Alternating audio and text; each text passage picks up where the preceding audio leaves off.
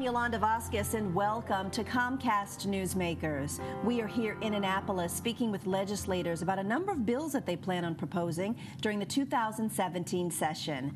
Joining me now is Delegate Marvin Holmes, Jr. from District 23B. Delegate, it's a pleasure to have you here in our studio. It certainly is my pleasure to be with you as well. 23B covers Prince George's County, but specifically where in Prince George's County? That covers 2/3 of Bowie, which is one of the largest municipalities in the state. It also covers the town of Upper Marlboro and goes further south into the Accokeek area. Okay, I have an idea of where you're talking about. Let's talk about some of the bills that you plan on proposing during the session. One of them has to do with children with elevated lead levels. Tell me a little bit more about this. I think this is a very important piece of legislation. Children are still being tested and have elevated blood levels. I think that the housing department, the housing industry, has done a very good job in determining and getting rid of lead poisoning in housing markets. A lot of houses have these lead-free certificates from the Maryland Department of Environment. So if a child gets tested positive for lead nowadays, it's a strong possibility that it's not the home that they're living in. The bill that I'm proposing requires that MDE, Maryland Department of Environment, find out where the lead poisoning comes from. If a child tests positive for lead and it is determined that the child's home is lead-free, MDE must then figure out where it's coming from. It could be the lead pipes in the schools, library, the lead in the soil. Okay, so you want them to be able to ascertain where the lead is coming from if the child has elevated levels of lead. That's correct. The housing market has really done a yeoman's job in reducing lead levels in housing. Now we need to figure out what else is out there poisoning our children.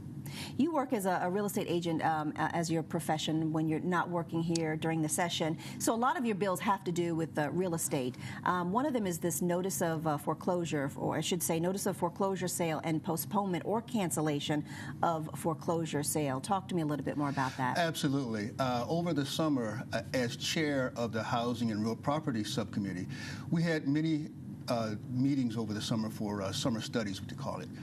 One of the things that came up was a citizen was living in a home in Maryland, my district specifically, had moved out of the area and moved to Ohio. 5 years after she moved out of her home in Maryland, wanted to purchase a home in Ohio because she had become married, only to find out that the home that she thought was foreclosed upon in my district, she still owned it.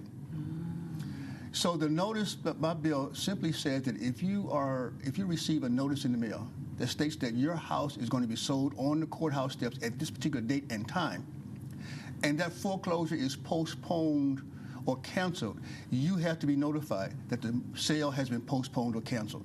Okay, so you want subsequent notification about postponement or cancellation. Only have about 20 seconds left. Vacant and abandoned property. This is a big problem throughout the state. That's something else that came up this summer, and the bill that I have proposed has 12 points.